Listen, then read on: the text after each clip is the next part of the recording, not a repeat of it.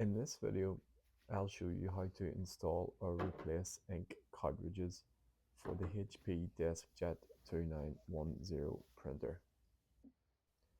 If you're installing new cartridges, you need to remove the plastic and then take off the orange strip on the top of the cartridge and make sure not to touch the contacts or the printer head.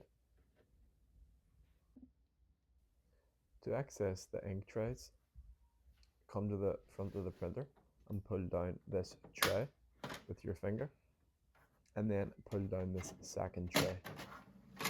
You need to make sure the printer is turned on so that the trays will slide over to the middle of the printer like this. So we're going to take the color ink cartridge. As you can see, there is the letter L on it. That means it goes on the left. So we're simply going to hold it like this and glide it into place. Then once you have it like this, you need to give it one final push forward with your thumb until it clicks into place like that.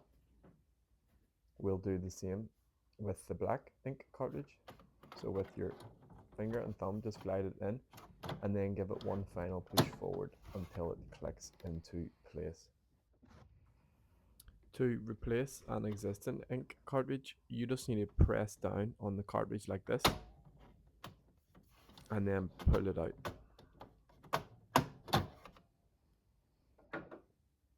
So I'll show you again with the black one. You need to push on the bottom of it. Then you just need to pull it out again.